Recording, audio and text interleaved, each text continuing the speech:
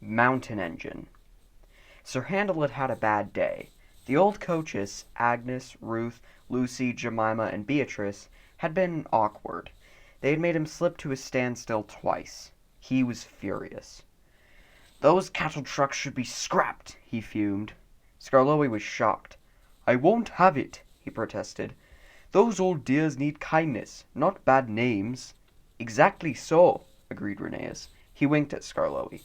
"You should be thankful, Sir Handel, that we're not a mountain railway." "A mountain railway? What's that?" "A railway which climbs mountains, of course." "But it can't," said Sir Handel. "Its engine's wheels would slip." "But it can," said Rheneas firmly. "We've heard of one quite near here." "It can't." "It can." A noisy argument started just as Donald shunted a flat truck to the siding nearby. On the truck was an odd-looking engine. He had 6 small wheels and a stovepipe chimney. His boiler was tilted downwards, and his cylinders were back to front. "Whisht!" whispered Donald hoarsely. "Dinna wake the wee engine. He's tired, he is. He's away back from England after being mended. You ken how it is." "We understand, but who is he?" "He's called Coldy, after the mountain his railway climbs." "Well, did you ever!" exclaimed the 2 old engines. They looked at Sir Handel and chuckled. "I don't believe it," said Sir Handel. "Och, you'd best ask him yourself. Then maybe you'll learn it's the truth I've been telling you." Donald puffed away, offended. Coldy woke to find the engines gazing at him. "Where am I?" he asked. They told him. "That's good," he said. "I'm nearly home now." "Do you really climb mountains?" asked Skarloey. "I've done it for years." "You must be clever. We couldn't. Our wheels would slip." "I'm not really clever," laughed Coldy. "I was just drawn like that." "Like what?" "This pinion wheels on my driving axles. They have teeth, you see, which can fit into a rack rail. I can't slip, however steep the line is."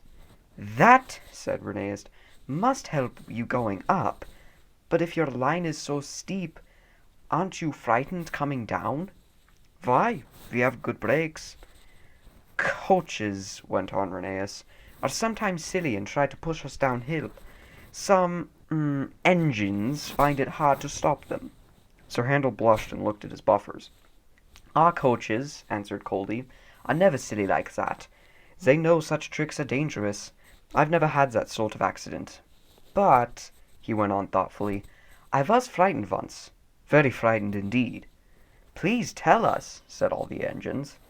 "One day long ago, before our line was opened, our drivers made all 5 of us engines stand ready outside our shed. 'The inspector's coming,' they said. 'We don't know which of you he'll choose.' He chose me, climbed into my cab, and made me push 2 coaches to the summit. 'So far so good,' he said. 'Now we'll test your brakes.' So we went and stood on the steepest part of the line. Down, down it fell, with a nasty curve below, edging a precipice. 'Brakes off, driver. Let him roll.' 'Ooh!' gasped the little engines in horror. The coaches nudged me.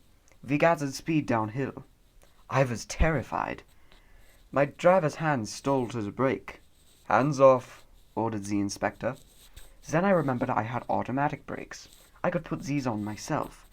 Perhaps the inspector wanted to see if I could. They worked beautifully. 'Well done, Coldy,' said the inspector. 'You'll do.'